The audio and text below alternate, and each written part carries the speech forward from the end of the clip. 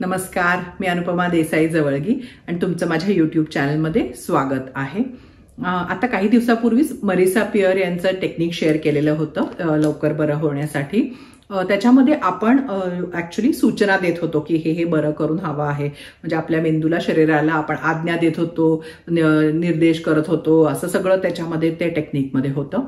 त्या टेक्निकवर बऱ्याच लोकांचे प्रश्न आले पहिल्या व्हिडिओवर, म्हणून त्याचा दुसराही व्हिडिओ केलेला आहे। सो ज्यांनी पहिला बघितला आहे त्यांना मी नक्की म्हणेन की तुम्ही जाऊन दुसराही त्याचा व्हिडिओ भाग 2 पण बघा, कारण त्याच्यात पहिल्या इथल्या शंका क्लिअर केलेल्या आहेत, एक उदाहरणं पण दिलेली आहेत काही की कसे त्याची वाक्य करायची आहेत।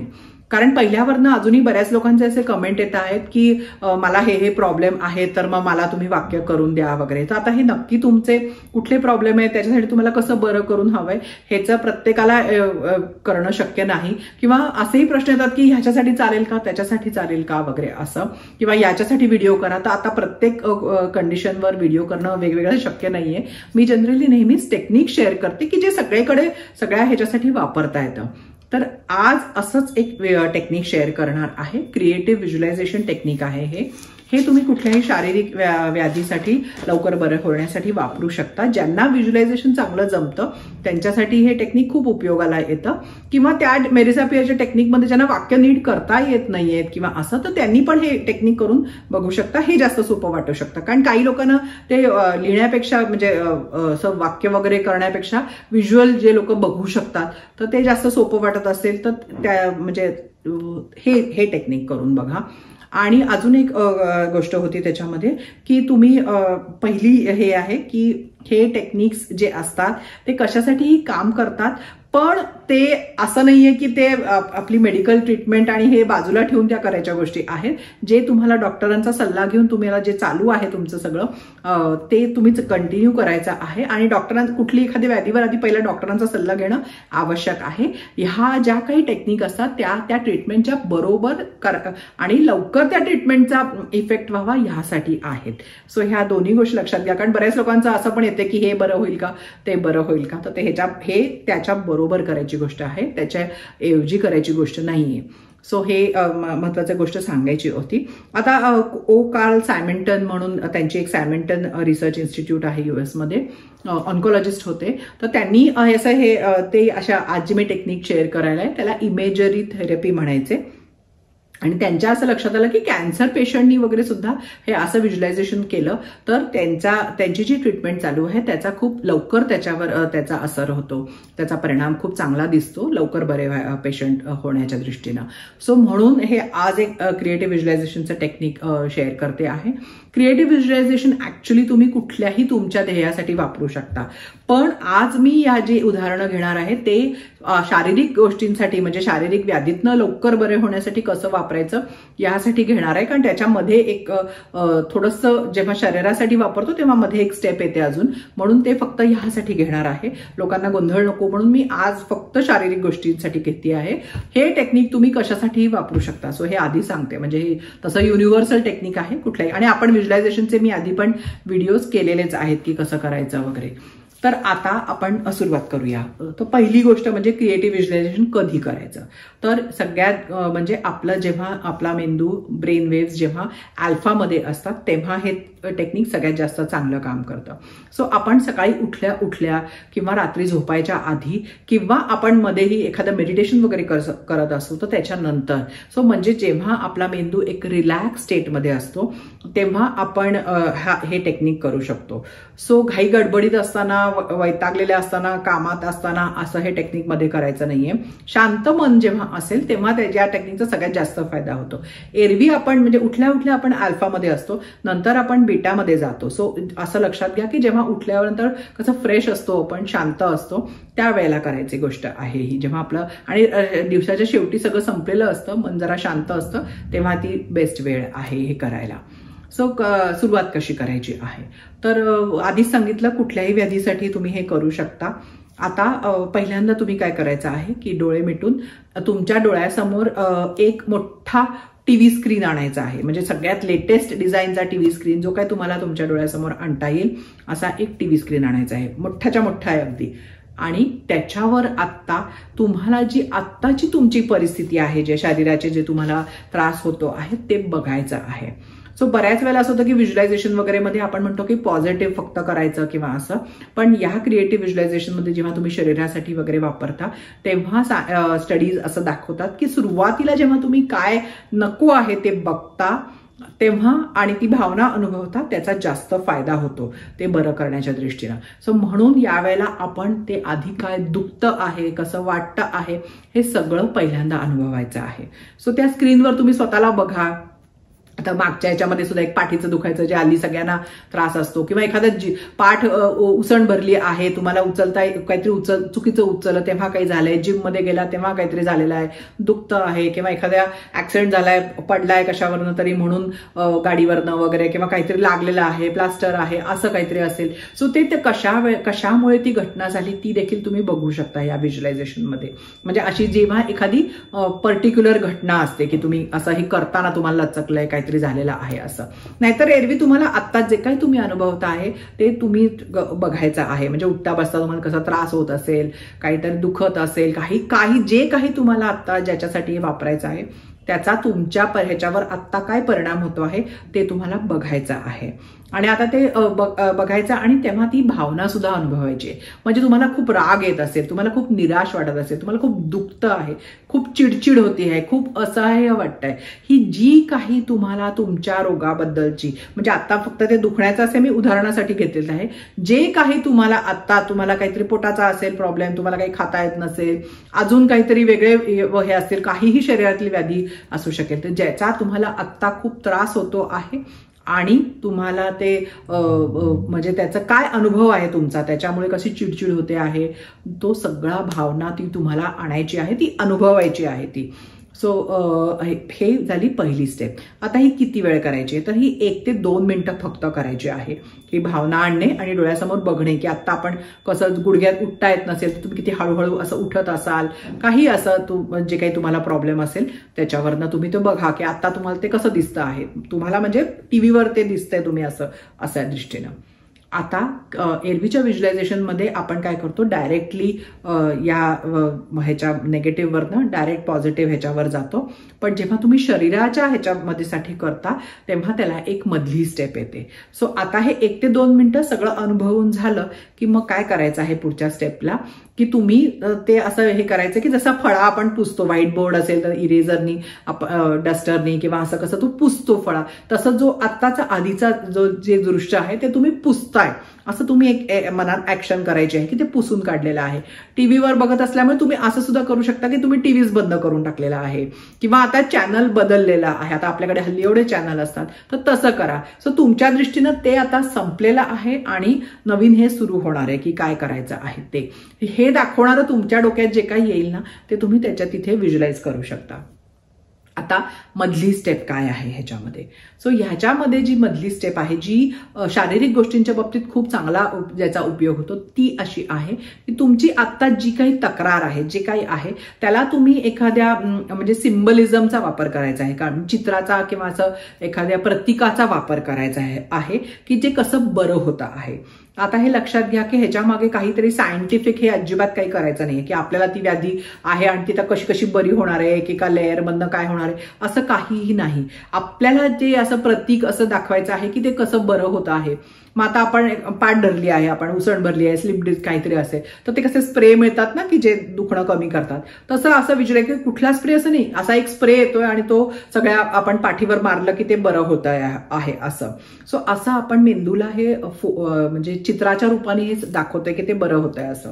सो असं काहीही असेल की ते बरं होत आहे. मग आता आपण म्हटलं की काहीतरी प्लास्टर आहे, कुठेतरी गॅप पडलेली आहे कशामध्ये तरी, तर मग तिथे अक्षरशः डिंक भरल्यासारखं तुम्ही व्हिज्युअलाइज करू शकता.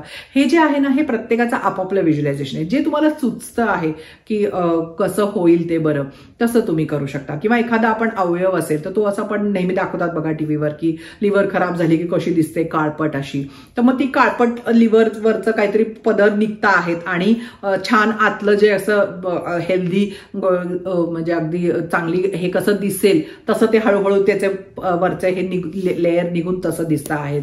एखाद्या कशावरती तुमच्या शक्तीवर तुमचा विश्वास असेल तर त्यांचा आशीर्वाद असेल किंवा लाईट असेल पांढरा वगैरे असा, तर तो त्याच्यावर तुमच्या त्या भागावर पडतो आहे आणि त्याच्यामुळे ते आपोआप असं बरं होत आहे. किंवा त्यातनं असं तुम्हाला व्हिज्युअलाइज केलं की म्हणजे हिलिंग लाईट किंवा असं काहीतरी पांढरं आहे किंवा कुठला रंग जो तुम्हाला असं वाटेल की हा हिलिंगचा रंग आहे तो, आणि त्यातनं काळं जे काही गोष्टी आहेत त्या अशा बाहेर पडत आहेत धुरासारख्या वगैरे असं.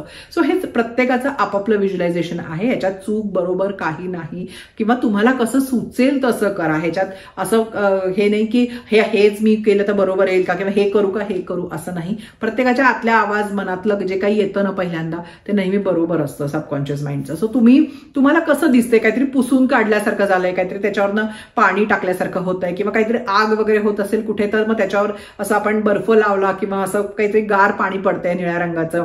सो असं जे काही तुम्हाला होत आहे त्याच्या विरुद्ध तुम्हाला कसं आपण आणि शब्दात वापरतो ना, मला स्फोटात आग पडल्यासारखं वाटतंय, त्यामुळे ते आग शांत करायला वरनं पाणी येत असेल असं काहीही तुम्हाला जे वाटेल तसं ते व्हिज्युअलाइज करा. सो हे मी जस्ट उदाहरणं देते आहे. आता ह्याच्यामध्ये बघा की मध्ये एकदा टीव्हीवर मी बघितलं की लहान US मध्ये लहान मुलांच्या कॅन्सर हॉस्पिटलमध्ये त्यांना ट्रीटमेंट देताना ते त्यांना व्हिडिओ गेम खेळायला देतात की ज्याच्यामध्ये ते असं व्हिडिओ गेममध्ये मुलांचं कसं असतं की हिरो असतात आणि काही विलन वगैरे असतात आणि मग त्यांना मारायचं असतं वगैरे. तसं ते काय करतात की कॅन्सर सेल्स ला ते किमोचे जे हे आहेत ते सेल्स त्यांना मारतायत असं व्हिज्युअलायझेशन करायला देतात आणि ते बघतात की असं मुलांना जेव्हा खेळायला देतात व्हिडिओ गेम वगैरे तेव्हा त्यांच्या ट्रीटमेंटचा त्यांच्यावर जास्त चांगला फायदा होतो, जास्त लवकर फायदा होतो. सो तसंच आपण करायचं आहे. आपण आपल्या दृष्टीनं काय व्हिज्युअलाइज करता येईल असं हे बघा. किंवा एखादा मास्क सारखं काहीतरी लावलेलं आहे, आता ते हल्ली फेस मास्क वगैरे मिळतात तुम्हाला पिंपल वगैरे असले तर तो तुम्ही मास्क नंतर काढून टाकला तर तुमची छान आतली ओरिजिनल त्वचा तुम्हाला दिसते आहे. सो असं हे वेगवेगळ्या प्रकाराने तुम्ही ते करू शकता. आता त्याच्यानंतर तिसरी स्टेप, आता ही आपण पहिली सगळं जे काही अनुभवलं त्याच्यानंतर ते प्रोसेस चालू आहे असं आपण त्याचं व्हिज्युअलायझेशन काहीतरी प्रतीकाने आपल्या ह्याला सांगितलेलं आहे. आता तिसरी जी स्टेप आहे जी व्हिज्युअलायझेशनची नेहमीची हे असते की ते पूर्ण बरं झालेलं आहे असं आपल्याला हे करायचं आहे.